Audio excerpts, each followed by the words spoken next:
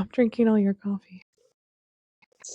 I had an ice cube that went in my mouth.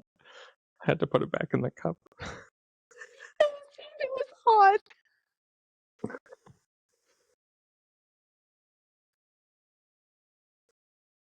I'm gay. I don't drink hot coffee. I didn't know that was a thing. Yeah, gays don't drink hot coffee. Oh, my bad.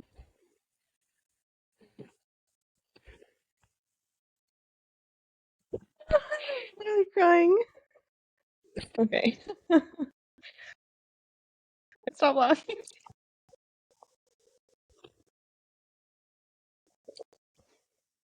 Did you hear my slurp? I did. It was a big gulp. Ooh, it's good ASMR. Mm-hmm. Welcome to Caffeine Chaos and Critters. My name is Justin, and I'm drinking a lavender oat milk latte, I guess, that I made at home. Yummy. I'm drinking a dragon drink from Starbucks. Per as usual. always. That's my new, name is you know? Caitlin. Oh, and my name is Caitlin. In case you didn't already know that. So, all right, well, Oh, go ahead. I just wanted to start off with like a little, how was your week this week? My week was good. It was exhausting, honestly. These last 2 weeks of the semester are really rough. Been very busy. I also want to share appreciation for everybody for bearing with us during the holidays. We all had busy weeks with Thanksgiving, and I hope everybody had a good Thanksgiving with their family. Yeah. I had a really good Thanksgiving. I had all my nieces and nephews here, and my brothers were all here, so it was really nice to have the family all together, and it was a really good Thanksgiving this year, honestly. Yeah, it looked so sweet. Yeah. Got to go ice skating with my nieces. It was a good time. Yeah, that sounds super fun. Super fun. Mine was pretty low key. I just went up to my brother's house and we had our dinner per usual. So, yeah, wasn't too bad. Also, I just want to feature my Cat Dad mug this week. If you're watching this, the person who gave this to me, shout out to you. Yeah, hopefully she watches. I don't know. Anyway. Maybe we'll find out. Well, today we're going to talk about a few things. We honestly are just going to go with the flow a little bit today. And just talk about whatever comes up, but we do have a few topics that like were at the top of our mind. One, Justin wanted to talk about like GP to ER transfers, since we've worked for emergency clinics for quite a while. Obviously, we get a lot of transfers from general practices, urgent cares, whatever. And so we just wanted to talk a little bit about maybe streamlining the process a little bit or making it better for us and clients both. He also wanted to talk about some tech skills, like some of the more advanced skills for technicians. So we'll get into that. If you are a technician, I feel like this is a good episode for you. I'm also going to talk about science literacy because I feel like that's a problem in today's society, but it's also a problem in our field. So it's just something we need to keep in mind. And I also wanted to touch on the topic of IV catheters. It's there's so much controversy, I feel like, surrounding how to appropriately place an IV catheter in veterinary medicine. So we are going to talk about how we think it should be done. The rest is up to y'all, but yeah. Is there anything you want to add to that? Talk about controversy with the IV catheters. I can't wait to see how we differ too. I know. I feel like I want to say that we probably have like the same idea with it, but I guess we haven't worked together in a while, so maybe things have changed. I know there's one thing that we're going to differ on, for sure. So I'm excited to see how this goes. Bum bum bum. Ooh.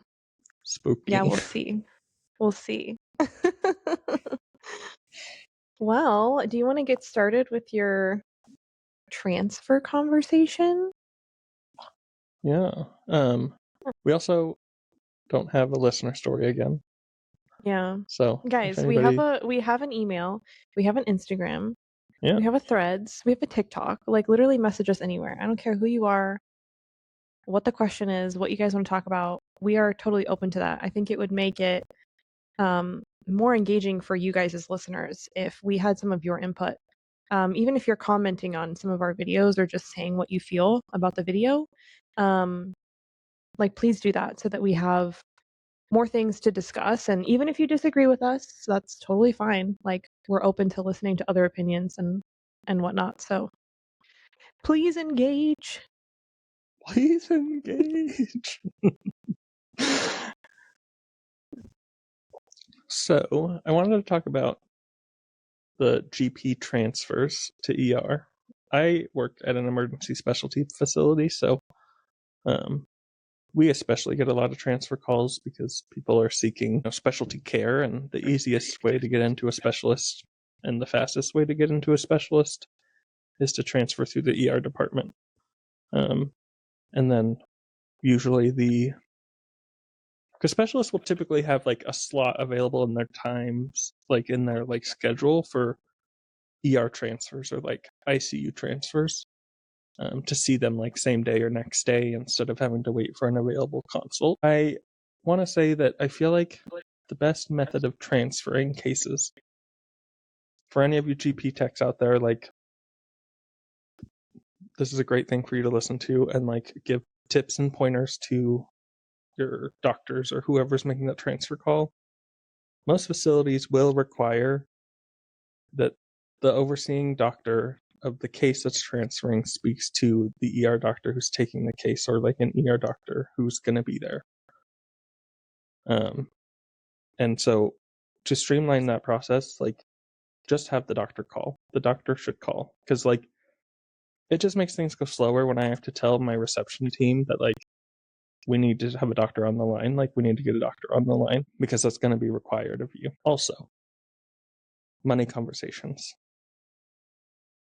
That You needs to guys happen before need to transfer. have money conversations with the clients. Like the whole point of the transfer call is to go over recommendations and go over financing. I have like seen it way too much where a GP has initiated a transfer and then people come and they have no money to hospitalize the dog, or they have no money to do the things that we recommended over the phone with the GP doctor. And to me, that's evident that like you guys didn't have the money conversation before sending them to us. And then we are then euthanizing this pet at an ER. They're getting charged an ER fee, like an ER exam fee. Like ultimately they're spending more money with the same result. Whereas like you guys as a GP could have very easily had the money conversation, found out they didn't have money. Prognosis isn't great to do outpatient therapy. You guys could have euthanized the dog for a lot cheaper and I saved think the that's people the like hassle of transferring. yeah. No, I think that's a big one because I've also seen that many, many times where they come over and they're like, my doctor like rushed me out the door and told me I had to come here right away. And I think they have this idea that like their pet has something that is easily fixed. And yeah, I mean, it's a lot of money to hospitalize a pet. It's a lot of money to put them through an emergency surgery, any of those things. And so I think if the GP doctor isn't at least giving a quick, like, hey, I think this is going to be a lot. I think it could cost between this amount and this amount. Or even when they call to do the transfer, um, asking for just like a range of numbers that they can give the client before even sending them so that they know what they're getting into and they can make that decision there at the hospital if they want to euthanize. And most of the time, I feel like people would prefer to euthanize their pet with their general practice doctor that they've been seeing for a long time. It feels more comfortable. They know them versus coming into an ER where they don't know anybody. It's chaotic. And like you said, they just have to pay more money to have that done. So, Yep. Because they will get charged another exam fee. It's going to happen. yeah. Yeah. And yeah, I think that's just especially hard on the clients when they don't really understand. what's going on. So I think it gives them false hope too, though. yeah. Like they're transferring to hopefully like save their pet and get the care that they need, and then they get let down when they walk Well, into the door and find out they can't afford it. Yeah. I think the other thing too is that I worked at a veg, and I think they have a reputation on the internet and with like general practices for being like more affordable or having more options available as far as like payments or maybe giving stuff away for free. And I think that a lot of general practices, or at least in my experience, a lot of general practices have made clients feel like if they go to that place that they'll be able to fix their pet potentially for free. And that is not true. It's not the case. So yeah, I just feel like people have like this idea that if they go there, it may or may not be $6,000 or $7,000. And I think that's just like, again, the doctor should be communicating with the ER doctor about whether or not that's actually true before encouraging an owner to try it out, if that makes sense. And this is not me trying to discourage transfers. No. Because they're honestly amazing, and it saves the owner a lot of money if they're successfully able to transfer a patient, because all the diagnostics are done usually prior to transferring. And typically, I will say, like, the process of hospitalizing a patient, the first day is the most expensive because that's when we're running all the tests. Like, yeah, finding out what's wrong is the expensive part. The expensive part isn't necessarily the actual hospitalization itself.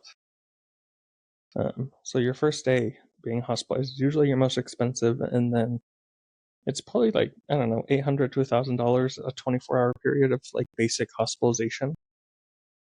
Yeah. But all of your diagnostics can be anywhere from $1,200 to $2,000 depending on what all we need to do. Yeah.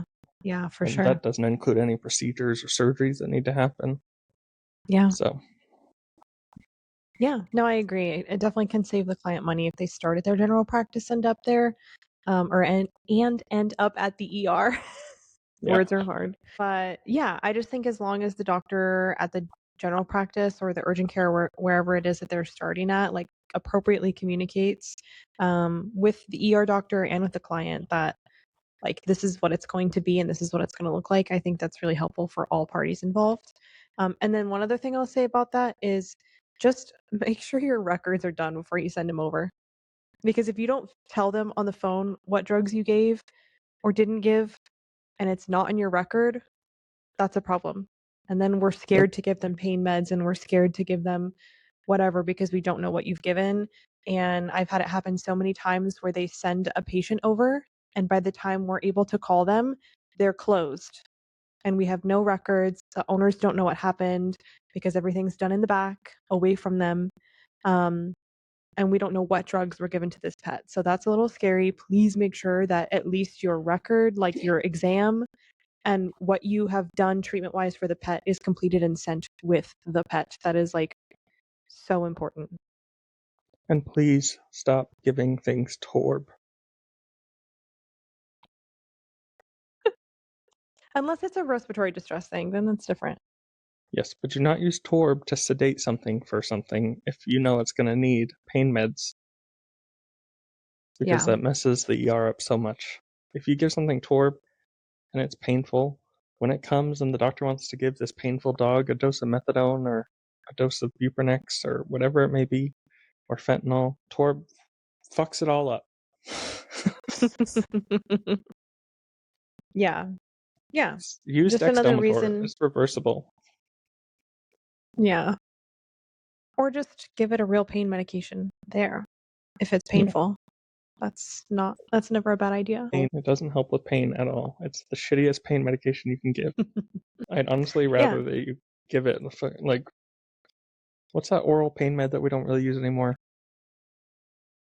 Tramadol? Yeah, I'd rather you give Tramadol. It's probably got better pain control than Torb. That's valid. That's valid. Yeah. Yeah, I mean, I think just communication is key here, across the board. Just communicate to your client what's really happening and communicate with the ER doctor what's really happening. so that all parties are up to speed when the pet shows up and we know exactly what's going on. Another thing that does for us is if we know a specific patient is coming and we know the history and we know what's going on with it and we know what treatments we need to do as soon as it arrives, that allows like us as technicians to prepare for that. So if it does need to be hospitalized and let's say it needs to be like in the Snyder in oxygen, we can have that on and ready to go by the time they arrive. We can make sure that we have fluids set up for them or whatever the case may be. Like, I think it's helpful. Or if we know it's like a surgery case, like it's a GDV and it's coming over, whatever, like we can get the surgery suite set up and we can be like ready to go. And so when we don't have that stuff, then we're a little behind and the patient has to wait even longer than they've already waited to get what is possibly life-saving treatment. So yeah. And if your doctor has any concerns, back to like kind of the med thing about like medications to give and not to give, during your transfer call, have that conversation. The ER doctor is honestly going to be so thankful that you had that conversation versus just doing what you want to do, because ultimately they're the ones taking on the case. So kind of just following their recommendations is key, and it will help everything also go a lot smoother.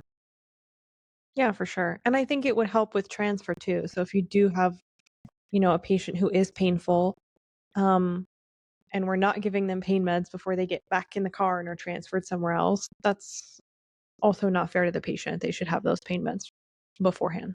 So another thing I wanted to touch on with transfers, because typically GP transfers come with the IV catheter already placed. So I don't know if you also wanted to jump in and we can have the catheter conversation now, because I do want to bring this up. Let's do it. General practices that send patients to an ER with a catheter, I've seen some crazy catheters from General Baptist facilities. Maybe this is controversial, but I just don't know why everybody doesn't just use T-ports. Oh, yeah. Well, and the funny part about that is it's not even the T-port typically that bothers me. I think what they forget is that this patient who's getting an IV catheter placed, this catheter needs to stay in for 24 to 48 hours, right? And it needs to be clean, it needs to be patent, and it needs to be taped well enough that it's not going to cause swelling, but it's also not going to fall off. So those are the three things, right? If you're transferring to an ER, it is not going to be a 2-hour thing and then we remove the catheter, which is typically what you do in a GP situation, right? It's in for 30 minutes to a couple of hours and we take it out, which is why they don't shave all the way around. It's why they don't prep it appropriately. It's why it's wrapped in 1,000 layers of vet wrap, because they're not thinking about it staying in for long periods of time. And so that's what I want you to keep in your head. If you work at a general practice and you're sending something to an ER, this catheter needs to be taped well enough that it's not falling out, but not so well that when this patient is rehydrated in 6 hours, it's not going to be totally swollen. And it also needs to be clipped and prepped appropriately to prevent infection. They're going to be in a hospital setting for a long period of time, and they are more at risk of getting an infection in that area. So you need to prep it appropriately. We'll see. And the tape doesn't bother me much just because protocol at my current job is like any transfer catheter gets broken down and retaped. Like that's just a protocol that we have. I think most hospitals do that, Like I will always break down a catheter that comes in from another facility and retape it. But the shaving is a big thing. I don't care how long the catheter is going to be in. I think we should always be shaving all the way around the leg. I agree, but I think not doing that is just it's kind of cruel, because I don't know if any of you guys have experienced ripping off tape off of a hairy ass leg, but you wax the dog pretty much. It's not fun. And cats especially. Cat poor hair, kitty cats. It stays on that tape. You're waxing the cat's leg. It's so painful. It's so much easier just to clip all the way around the leg. It's easier to tape. It's easier to keep clean. I think keeping clean is the big one, though. Like, that's the big one. That hair has bacteria and gross stuff in it. It just does. So just shave it off. Yep. Shave all the way around the leg. I don't care how long it's going to be in there. Everybody should be doing that. That should be standard at this point. It should be. Also, I have gotten a lot of transfers of like 60-pound dogs with a 22 gauge catheter in. I don't know if this shouldn't bother me, but it does. Why could you not get a 20 or an 18 gauge in the 60-pound dog? I think that's valid, but I think in those cases, the length of the catheter almost matters more than the size. If you're talking about like a really big dog, just because it, once you rehydrate them, can slip right out of the vein. But I know there's a lot of research now that suggests that bigger is not always better in regards to IV catheters because it does cause more scarring. And I mean, with a 22 gauge catheter, you can pump a lot of fluids through that, a lot, pretty quickly. So you really like, I get it for sure. I think in those cases, just using a longer catheter would be more appropriate for like larger dogs. Like a 1.5 inch instead of, or a 2-inch catheter, maybe even. Yeah. I love a good 2-inch catheter. Yeah. Yeah. I mean, those are the ones that you can put it in without worrying about it going into the elbow or whatever. So, yeah. But I mean, I've also gotten transfers. I've also gotten transfers with 24 gauge catheters. Like on a large dog? Unlike a normal sized cat. Oh, yeah. Yeah. That's valid. I'm a huge believer in you can get a 20 gauge in just about anything. Yeah. I mean, you remember me. I used to put 20s in just about everything. I know. Yeah. I'm a less is more type of gal, so we'll agree to disagree on that one. There's times where we have placed a catheter and a cat together, and she's holding for me, and she's like, a 20 gauge? You're bold. I got it, and I get it in every time. Yeah. Yeah, but like, you know what? I'll send you, if I can find that paper that talks about like the downsides of using oversized catheters, I'll send it to you. Okay. I'd be interested so you to can read it. Yeah. Yeah. Because I know at my last practice, we kind of implemented some of that and encouraged not to like go with giant catheters as first choice for those reasons. So. And I'm not, I wouldn't say that I'm like a bigger is better.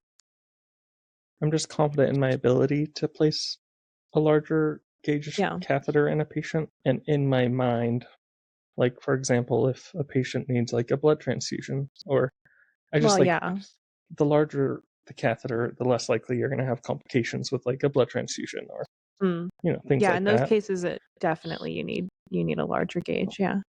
Because you can't even really give a blood transfusion in anything smaller than a 22 gauge.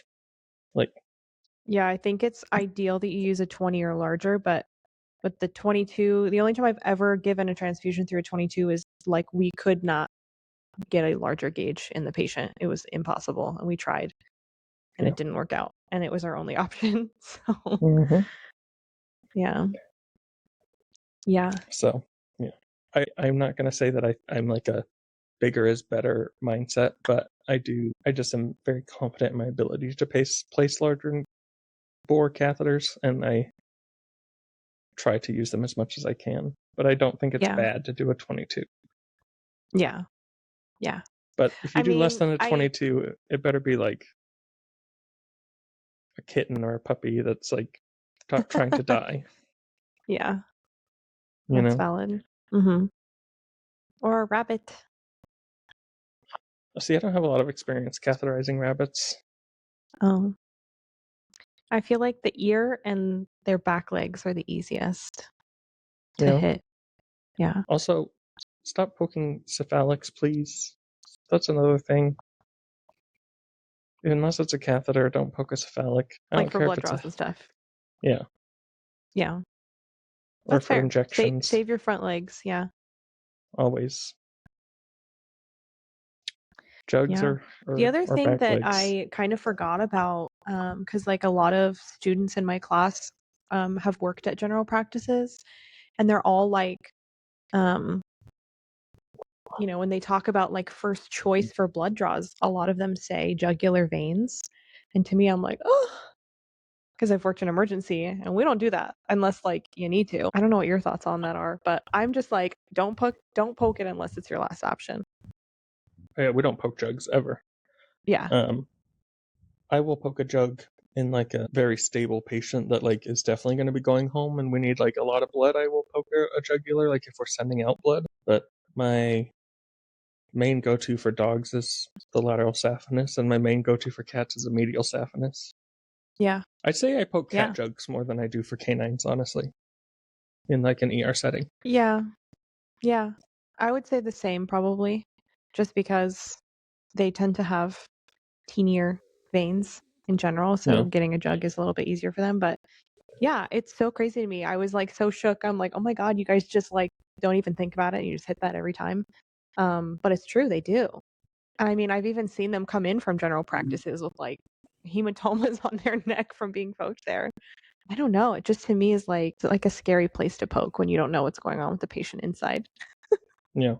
Well, and like from an ER setting, we're always thinking ahead. So for people who work GP that are listening and like are confused as to why we don't like to poke jugs, one thing is if we do need some sort of central line, like a central line is going to go into a jug cath. Like it's a jug cath essentially. If you don't know what a central line is, it's a jug cath that technically goes into the aorta. And so you do have to think about those things in an ER setting, because if you poke a jug, that jug is no longer viable for potentially a sampling line that the dog or cat may need. And so, I don't know. We just always think ahead. And if a patient has a clotting issue, which you never really know, you shouldn't be poking a jug anyway. And not even necessarily just a clotting issue, but if they have liver problems, you shouldn't poke jugs, because if they have a liver issue, they're likely to have secondary issues with clotting as well. Yeah. Mm-hmm. Also, I want to clarify, I'm pretty positive it goes into the vena cava. Yes, you're right. Not the aorta, the vena cava. You're right. But that being said, yeah, we think about all those things. I think clotting is the one thing in my mind, because again, if we're poking just to run blood work because we don't know what's going on with the patient, I have no idea without seeing blood work, unless it has like petechia or like obvious signs. I have no idea whether or not that pet has clotting issues. And so if I'm just stabbing a jug, or even if I miss and I have to poke again, or I'm fishing around, like in that area, like, no, that just scares me. That's why we don't. I know that on general practice, they see healthy young things a lot, so it makes sense. But they're just sending out annual blood work and they poke a jug because it's fast and easy. I know. I still don't think I would do it though. Really? Even did you like not poke a lot of jugs in GP? That was so long ago, I honestly don't remember, if I'm being honest. Because I do think that is a huge thing in GP. They always poke You know jugs. what? The doctor I worked for would draw blood a lot in the room. So I don't think I really, like, unless we were doing, like, prepping for surgery or something and the patient was in the back with us, I don't think I would really pull blood a lot. I think the doctor did a lot of that. So if he poked jugs, whatever, but I don't really remember. Interesting. Yeah. Sometimes doctors be doing too much. You know, I don't think he did too much. No? No. No, but sometimes doctors do be doing too much. I say that in the nicest way possible, but no, yeah, I hear you. Yeah. I fear that's going to be me. Oh, really? Well, it's hard to like be a tech for so many years and like do everything by yourself all the time, and then like switch to like not doing those things. And I'm sure I'll be preoccupied mentally with other things, but I just feel like I'm gonna feel like an asshole, like asking my techs to do everything. I know I'm not. That's literally what they're there for. I know I'm not. I know that, but it's just like, you know, if it's like a day where I can see that they're busy and like overworked, I'm gonna be like, let me do this. It's okay. Well, I mean, that makes sense. Like, helping them out is one thing. Yeah. But taking away their opportunity is another. And like cleaning up after myself, I don't know if I'll be able to not do that. I think I'm you like might, such a freak. at a point, you might. Yeah. I just like, I don't know. I I guess understand we'll what it feels see. like from a Time will tech tell. perspective, so we'll see. Time will Yeah. tell. Yeah. Yeah. Time will tell. Did you want to talk any? Do you have any other points on catheters that you wanted to bring up? I think just like on an emergency basis, my preference is always, like you said, to shave all the way around to appropriately scrub and prep the area. And I know I've gotten hate on the internet for this before, so I just know that me saying this out loud is going to result probably in more hate. But wear gloves. For the love of God, you can wear gloves while placing an IV catheter. It's not that hard. I promise. You can tape with gloves on. You can do it. You can do it, and I know you can because I do it every single time. Every single time. You can wear gloves while taping. And I was once a technician that followed the advice of other people and were like, just take your gloves off when you tape, it'll make it easier. And I didn't think anything about it, until I became more educated and learned about things. And then I was like, oh my gosh, I need to be wearing my gloves. You should be washing your hands and wearing gloves both. And I know that shouldn't be controversial. I don't think that should be controversial, but it is. I've seen so many comment threads on the internet with people just like eating each other alive for even suggesting that someone wear gloves while placing an IV. They're like, this isn't human medicine. We don't need to do that stuff. And I'm like, you guys realize that zoonotic diseases do exist.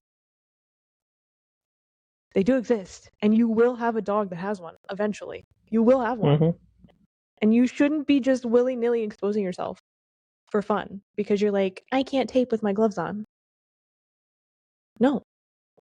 Don't do that to yourself. Protect yourself, if anything. Forget about cleanliness, forget about whatever. Just protect yourself. Don't do that. Period. Yeah. And like, I mean, I have a little bit of OCD, maybe a lot of OCD. So for me, it's like, I want things to be clean. I want things to be perfect. And like, there's no reason to put myself or the pet at risk when it's just a simple, easy thing. Yeah. In my mind. So again, I know I'm going to get hate for that. I've entered comment threads on the internet about that before and seriously regretted it. So We'll see if you regret this. My bad if I just pissed you off. I'm so sorry. But if you guys want me to, if I get hate for this on the internet, I'll just post a video of me placing an IV catheter with my gloves on to prove that it can be done. It would probably be easier just for me to record the video because you don't. How often are you placing catheters now? Yeah, that's true. I'm not really in clinic, so yeah, you do it then. Honestly, okay, Justin is the catheter queen. Anytime I couldn't place a catheter, I was having trouble, whatever, you call him. He's got it. And he is very like meticulous about how he tapes. Oh my god, they look so pretty. They're so pretty. And you always make sure that your tape is underneath your T-port so that it's not just hanging out in a bunch of hair. That's another pet peeve of mine is T-ports just sitting in dirty hair. And then people not cleaning them before using them. But I digress. Your catheters are very pretty. You're the catheter. You are the one. Yeah. Yeah, I don't know. I'm very meticulous in general, though. Yeah, I think we both are like that. A little bit. I'm slow. So I will admit I'm slow. Bitch. Because like even at our job together, I remember one time I was having a review and the doctors were like, he's kind of slow, but he's always super prepared and always has everything set up. So I like can't really complain. Yeah. Yeah. I mean, I couldn't complain about it either. I did give you shit about it because I thought it was funny, but not because like I felt like it made you less of a tech, because it doesn't. Yeah. I think the thing about you is not even that you're slow.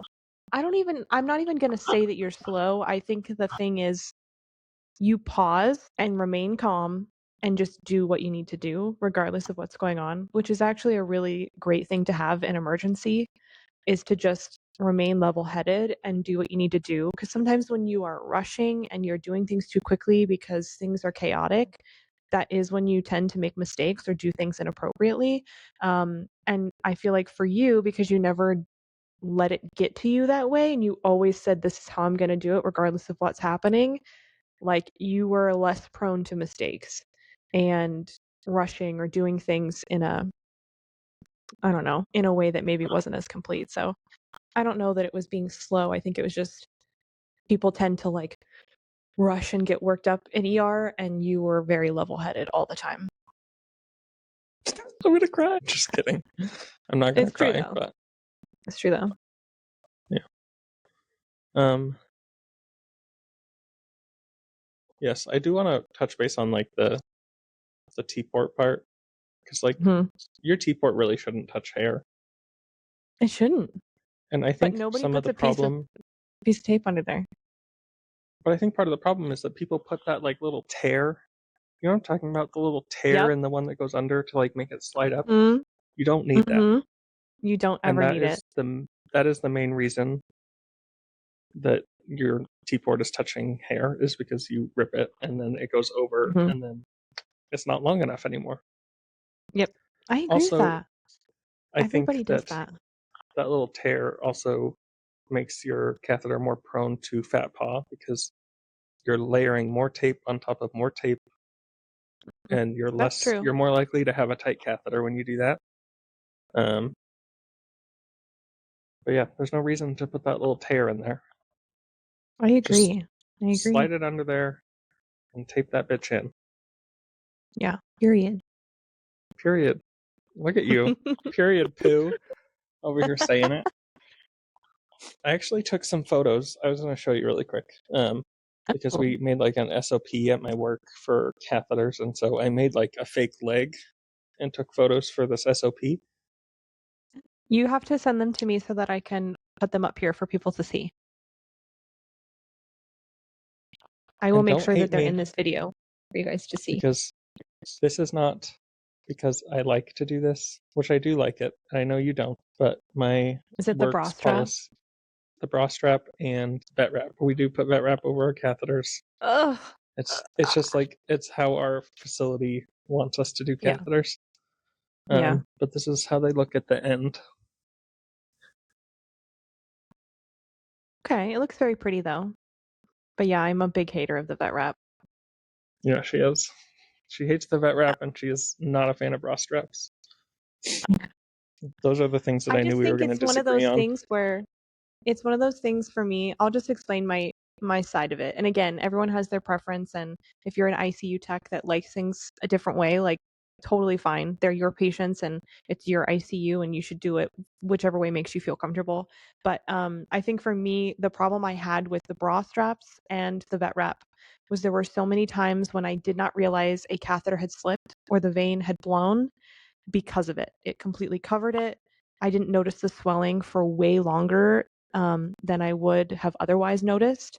And then I can't even tell you how many times I've had a T-port pop out, and I could have easily, just removed the T-port and placed a new one. But now, because someone put a bra strap on like the first layer, there's like 3 layers of tape that I have to remove now just so I can get the bra strap off to replace the T-port. So for me, that was like, why am I going through all these extra steps every 5 seconds when I could just have a nicely taped catheter without those things? And a lot of those T-ports screw on as well. And so for me, I'm like, what is the point of your bra strap?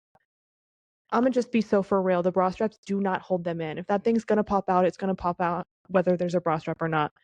Sue me. It happens. I've seen it a million times. It still comes out. So I don't understand the purpose. And a lot of people also place them incorrectly. If you're gonna place I know, when they it has put to them go under... around. It has to go around the arm. If you're just twisting it over the base of it, it does not hold anything in. It's just there for looks at this point. Yeah. And I see so many people do that. And I think the thing for me is I'm all about like functionality and comfort for the patient. It's way more uncomfortable when their entire leg is wrapped out here. And I understand that maybe it holds it in for longer, keeps it in place. If you have a really mobile patient that won't settle, like, yes, please do that. But if you have a patient that's behaving well, they're laying down, they're lethargic, they're not doing anything, I really don't understand the purpose of it, because then I have to, every 24 hours or 12 hours or however often your clinic does it, remove all of that material to check and see if the catheter is okay, when I could just remove 1 or 2 layers of tape. Or like some people use those, what's those clear things that they put on now? What are they called? Oh, like a catheter guard? Or are you talking about the No. It's sticky like clear stuff? the sticky, like you would put on a central line. What Oh, is that? Has a name. I like that I stuff mean, too. If you put those like on the sampling lines, we would do that first. So your clear piece would go over, and then you can tape over top of that. And that yeah, way you have something that is covering the insertion site and keeping it clean, yeah, that you can easily remove a layer of tape and look at, to make sure that the area is not bruised or swelling or whatever. So, yeah. yeah. For our insertion sites for central lines, we use it's called like Ioban or something. It's it's a clear adhesive tape, but Yeah. Yeah. it's got iodine in it. Mhm. That's So nice. it's like a iodine colored piece of tape basically, and I really enjoy it because not only can you see through it and you can see your insertion site, but it also has iodine in it that's helping keep it clean. Yeah, no, that's awesome. I like that a lot. Yeah. That's my rant on IV catheters that, again, I'm sure I'm going to get hate on the internet for, but I have my reasons. It's not like I've been doing Mm-hmm. this for 5 seconds. So, Yeah, thanks. she has her I'll opinion based on I'll step real off my life soapbox. experience, Yeah, basically. and we're allowed to have differing opinions. That's something that I've always hated. Is like Mhm. there are so many right ways to do one thing, That's and true. Yeah. And I people don't will like get when nasty people. about it sometimes. Oh yeah, I hate when people are like, it's this way or the highway. Like this is the only right way to do this, and there's not multiple Yeah. right ways to do something, because there Yeah, is. I agree. And I mean, that's the thing, like with the bra straps, I hate them. Am I going to use them if I can avoid it? No. At my last practice, it was required, so I did it because the practice required it.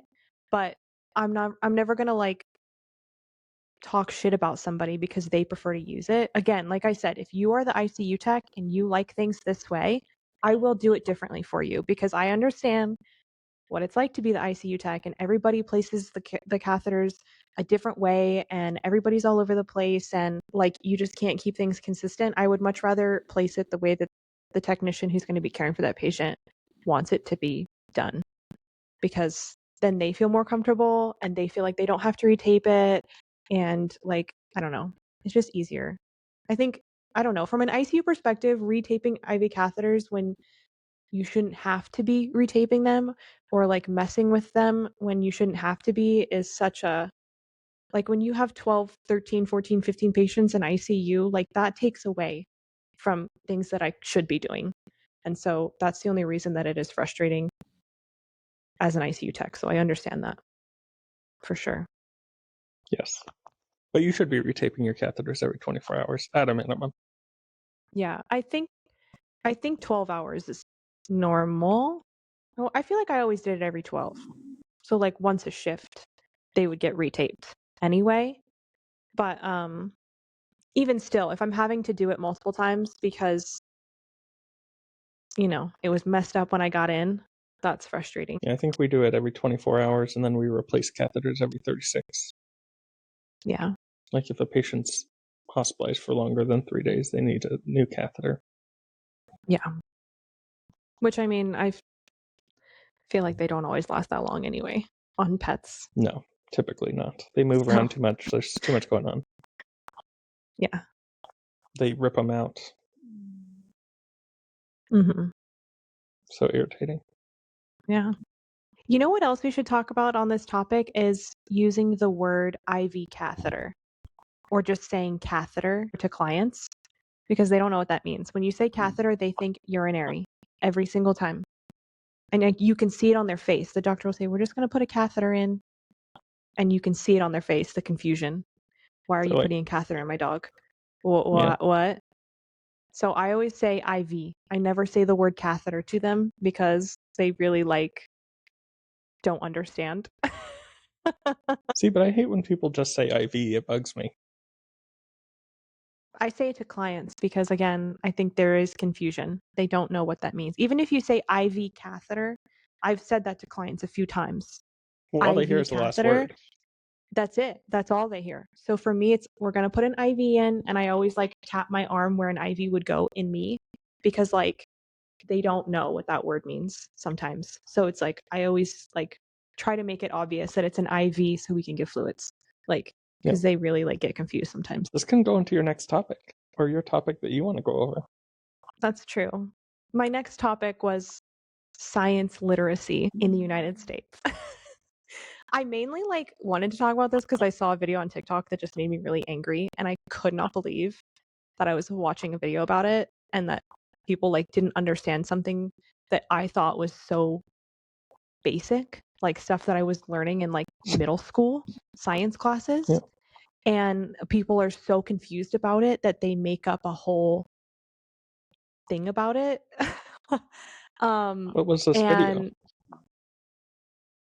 I don't remember exactly what the woman was talking about, but basically it was this woman, and I'm sure once I say it out loud, people are gonna be like, oh, I know what that is, or maybe they know more context than I do. It was literally a 30-second clip of this woman talking. Don't know her name, don't know what it was for, but she was basically saying that she was trying to get people together to push for food companies to label whether or not there is mRNA in food products. There is mRNA anywhere there is DNA.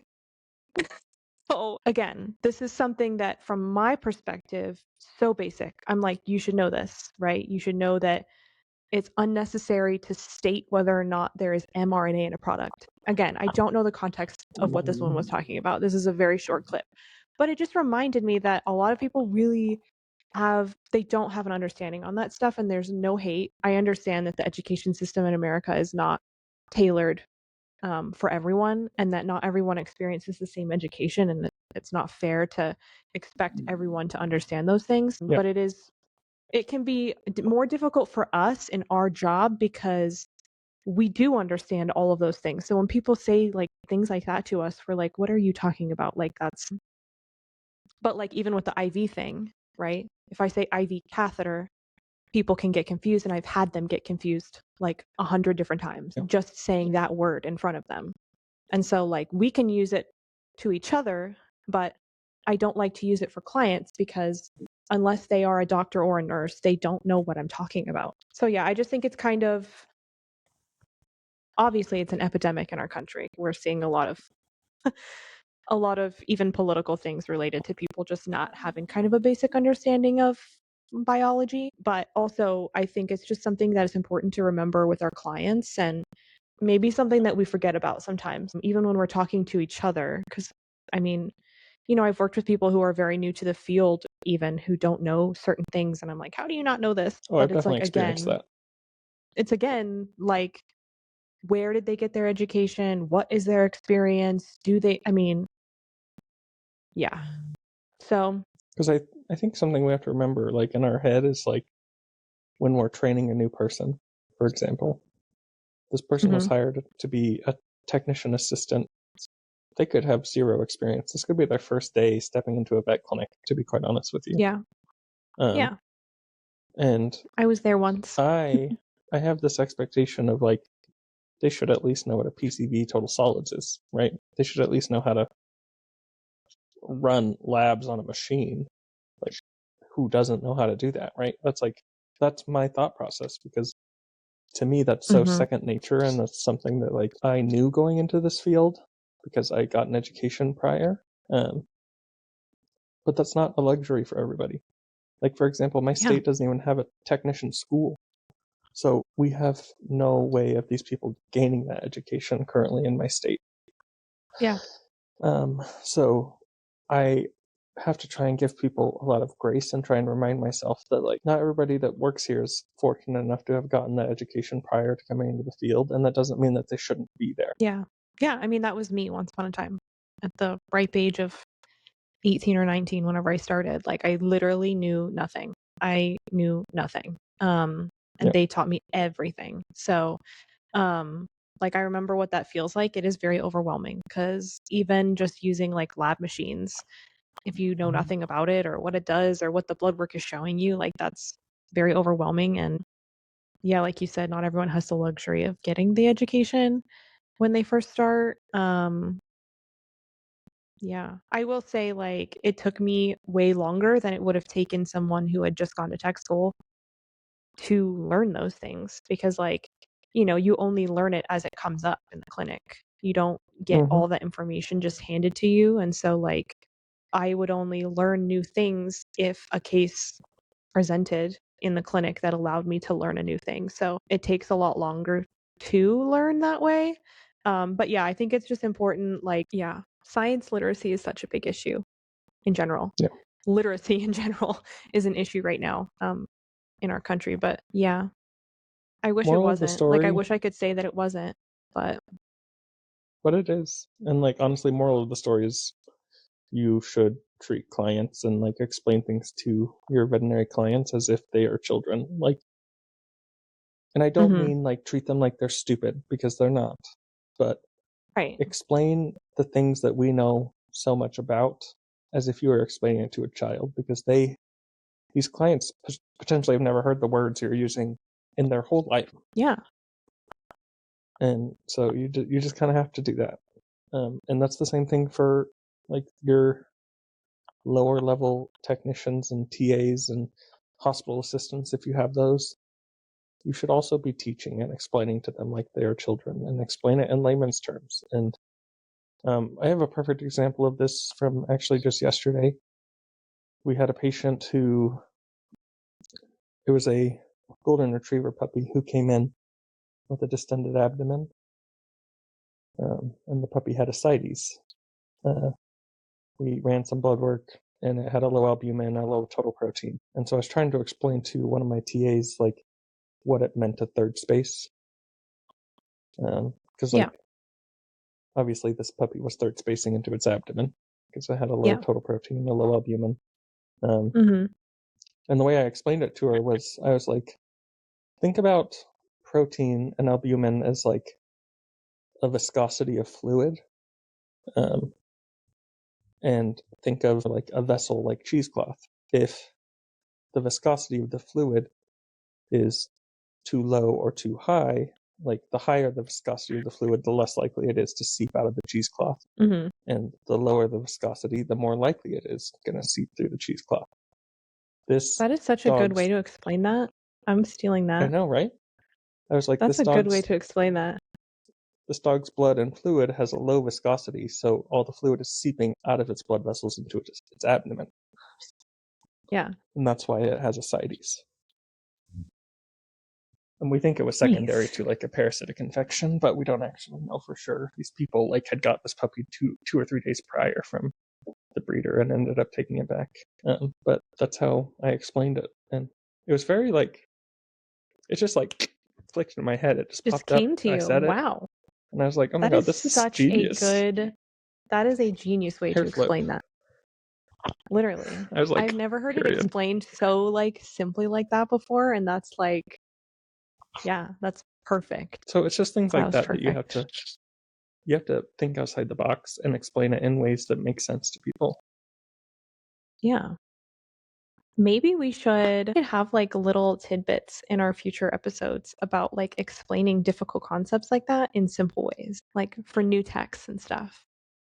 I feel like that might be fun, or even for owners. Because like, I mean, that would be fun. I'm sure they get told things about their pets all the time and they're like, I don't know what that means. And maybe like talking about that would be helpful. But that was so good. Yeah. Also, the next thing we're gonna dip into is some tech skill stuff. Justin wanted to touch on that, and I just wanted to congratulate him because he placed his first female UCAth. That's not easy to do. I did yesterday. Congratulations. Yeah. I also placed a feline central line yesterday as well. Yesterday was a pretty exciting day at my job. I know. it's my first successful Good for you. feline central line. For people in ER and critical care, feline centrals are not easy. And this cat had like pretty high kidney values, and it ended up transferring to another facility to get a sub placed. So we all know that cat was dehydrated, and I got it in anyway. I'm so proud of myself. Yeah. No, that is and I pretty got the female UCath first impressive. try. Was it on the cat? No, the UCath was in a female dog who had a pelvic fracture. Oh, okay. Okay. Nice. Yeah, she got hit by a car and had a pelvic fracture. Dang. I hope she was on some good pain meds. Oh, she was. She was on ketamine. Nice. Methadone. We had to give her Medaz. She had a lot of drugs. They couldn't afford hospitalization, and we didn't want to euthanize the dog, so we did send it home with the UCath. I know that's kind of controversial topic, but it was a 2-year-old dog, and if it's going to potentially save her life, I'd rather send the dog home with a UCath than have her be euthanized. Yeah, for sure. But yeah, it was pretty exciting. First time ever. It doesn't happen a lot, so I jumped on the opportunity when it came, because how often do you see them placed? Female UCaths just don't happen. They're very difficult, so we just avoid it at all costs. Yeah. Are there any other skills that you wanted to talk about? I do want to talk about the difference between a central line and a PICC line. Okay. Because I don't think people have a general understanding of the difference, because I think people assume if you have a sampling line and a jug, then it's automatically a central, and it's technically not the case. You cannot consider it a central line unless it does go into the vena cava. If you have a sampling line in a jug that doesn't make it to the vena cava, it's technically a PICC line.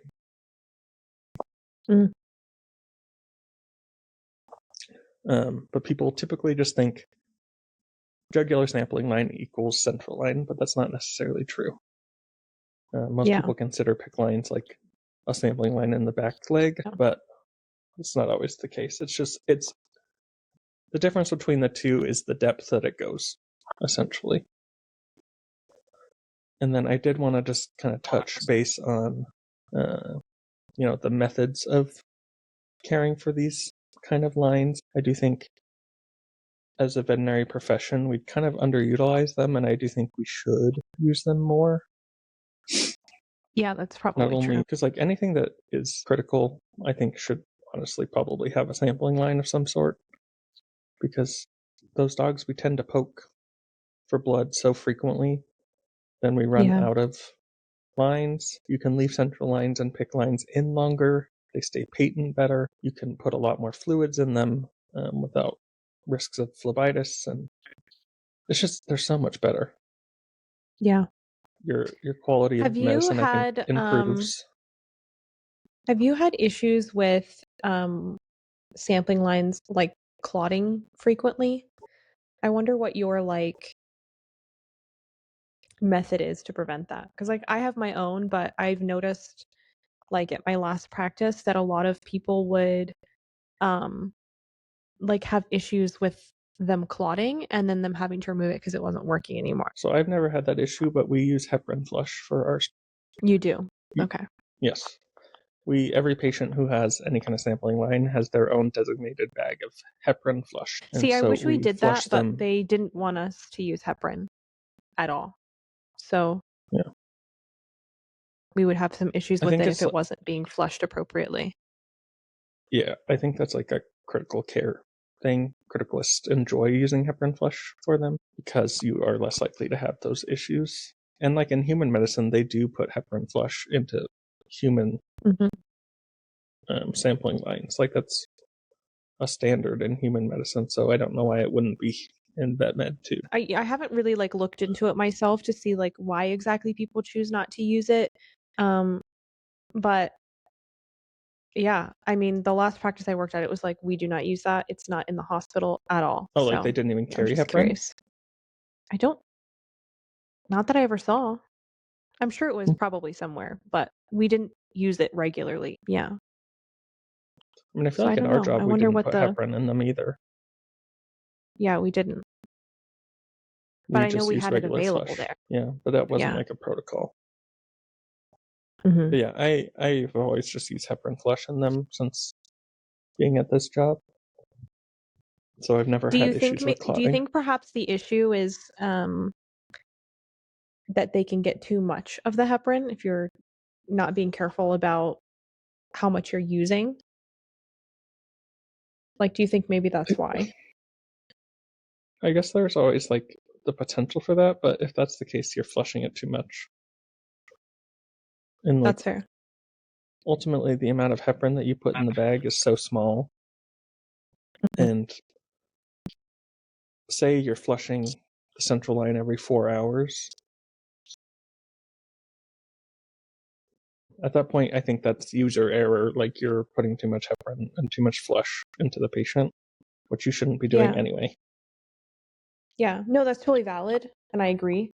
I just wonder if maybe that's why practices have like moved I'm away from curious it, to is know what maybe the half-life is of like heparin user then. errors. I think that's why we Should we look it up? have. Yeah, I'm wondering what the Do you have half-life is access for to it. Plums? I don't. I Do you? don't. I don't either. The half-life of heparin is 30 minutes to 90 minutes, so no, there's no reason not to use it. That's totally valid. Okay. 30 to an hour and a half is not a long time, so even if you are only flushing it every 4 hours and the half-life is so short, by the time you're going to flush it again, that heparin no longer is functioning in the body anyway. Right. So it's such a Makes short-acting sense. anticoagulant, it's fine. I'll have to look more into that.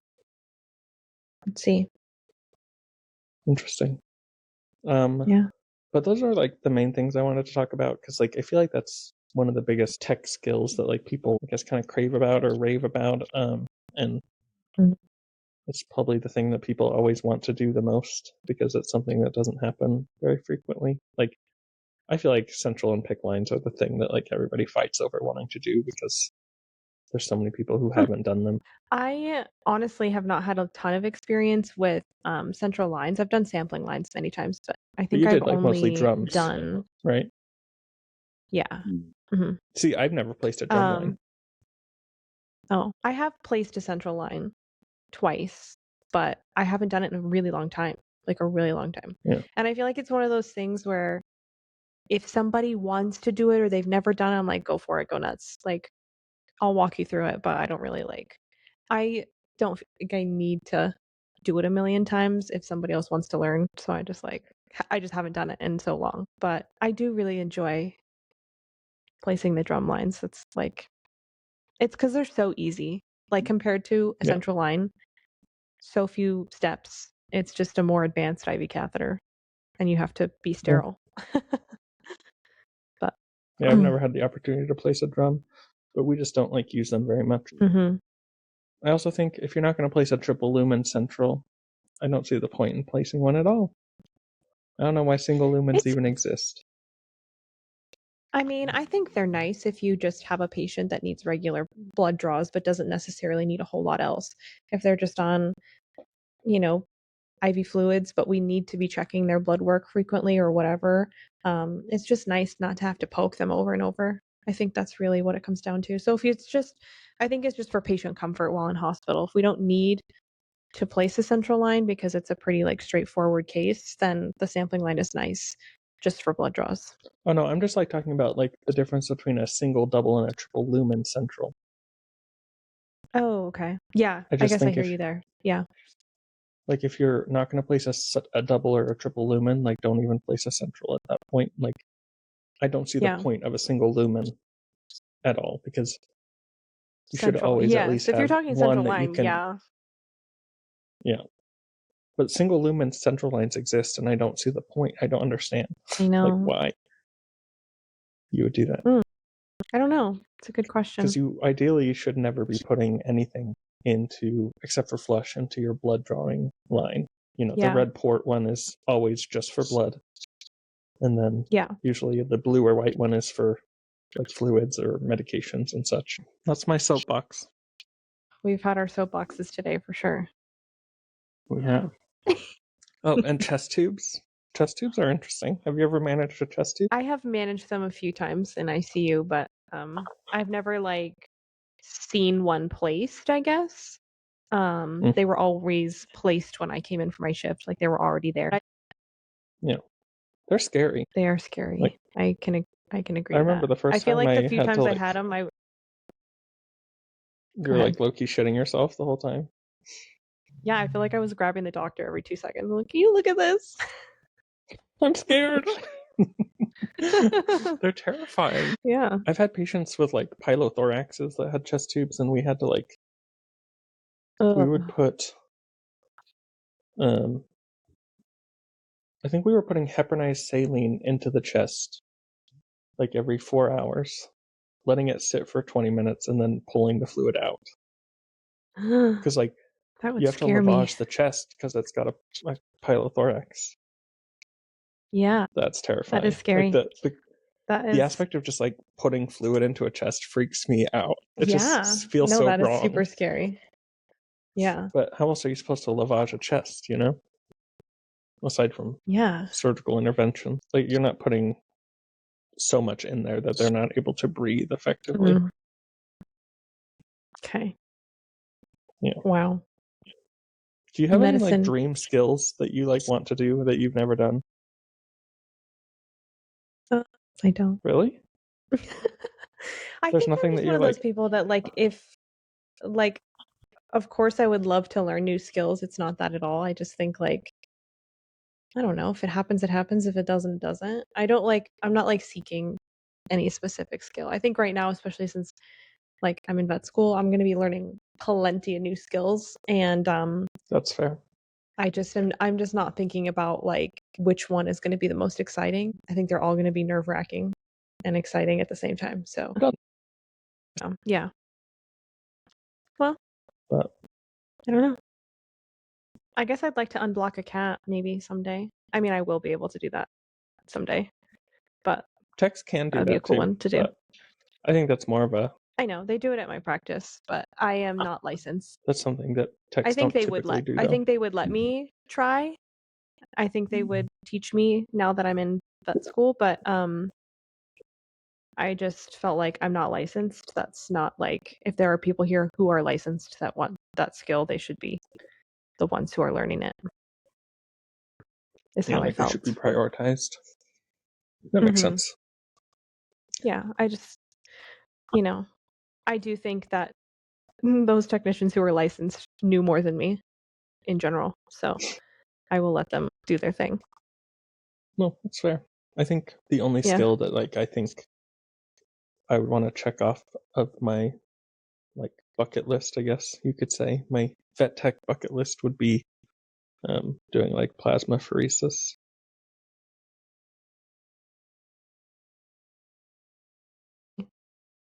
Oh, I don't know that I've heard of that. It's similar to dialysis in a way, but it's typically interventional. So it's very expensive. It's $9,000 to $10,000 just to do it even once. Probably why I haven't heard of it. But essentially it's a form of dialysis where they flush their plasma and then put it back into the patient, and you can use it for patients who have toxicities that would affect the kidneys. They'll recommend it for people for patients who ingest a extremely toxic dose of Rimadyl, for example. You can do plasmapheresis, and they usually can go home the next day, and they'll be symptom free. You essentially flush all the Rimadyl out of their body before it has a chance to fuck shit up. That's crazy. Yeah. That's cool though. It's typically recommended for patients who have a neurotoxic dose of Rimadyl or a deadly dose of Rimadyl. Interesting. That's super and cool. the criticalist that we Where hired would is... you... Oh, go ahead. I was going to say, where would you do that? But you're about to say, I think. The criticalist that I work with, who just got hired at my clinic, loves plasmapheresis and like wants to do that at our practice. So, Okay. once we start to pick up on a caseload and like it's within the budget to start doing that, they could then order the supplies for her to be able to do that. So potentially I could do it at my current job. Super cool. Yeah. Well, you need to jot down details of that case if you have it so we can hear about it. Yeah. But apparently you have to place like a 16 gauge catheter in their jugular to be able to do it. I mean, I could see that. Yeah. Insane. I believe in you. You could do it. You're so calm under pressure. You could do it. I don't feel like I'm calm. I feel like internally I'm fucking shitting myself, but me I guess too. I don't give and people that are always vibe like, off. "Oh, you're so calm," and I'm like, "No, I'm not. I'm like having a panic attack, low key." I get shaky though. Is the only thing. I do get like when I'm really, really nervous. I do get shaky, and people can tell. I'm sure. I try my best to hide it, but I'm sure people can tell. Yeah. Fair. So if there's anything out there that I can take for shakiness, please let me know. What am I? It's called Xanax. I'm just kidding. I said you're just an anxious individual in general. Oh, I am. I have such bad anxiety. You would think that I would not be in emergency with how bad my anxiety is, but for some reason I can like get shit done in those situations. Some of us just thrive in the chaos.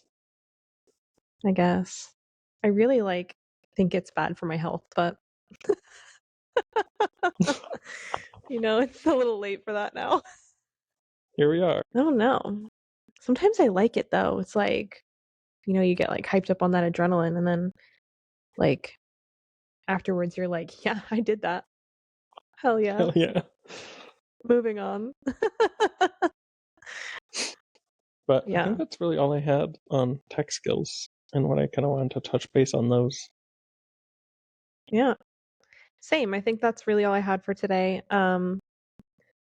Wish me luck with my finals and my last OSCE and my group presentations and all of the bajillion things I have to do in the next 4 days. But anyway, at least I have winter break after this. Yeah, for real. 3 weeks off. It'll be so nice. I can't wait to sleep. That's like all I keep thinking about. I could lay in bed for an entire day. Well, you should definitely do that with your first day off. Oh my god, I cannot wait. Well, my first day off I have to do some stuff, but the week after. Girl. Next week, next Monday, I'll be able to spend all day in bed. It'll be nice. Period. It's like a reward. For real. But if anybody has like a tech skill that they're really interested in checking off their bucket list, I'd love for you to leave it in the comments section. I'd love to hear what everybody has to say about that. Yeah. Or if you have experienced any of the skills that we talked about and have anything you want to say about it, we'd love to read about it too. Yeah, or if you're just someone who's watching this and you're like, you guys were so wrong about this topic and so wrong about this thing, let me educate you. Also do that. Maybe we can have you as a guest if you really want to talk to us about it and educate us. I'm open to learning. So yeah, and we're always open to a good friendly debate. Yeah, if you want to debate about IV catheters, I'm here all day. I'm here all day. Just kidding. Maybe I'll be nice about it though, because like you said, everybody has their own way of doing it, and I'm okay with that. I've accepted that. So, except for the gloves part. Period. Gloves are a non-negotiable. Yeah.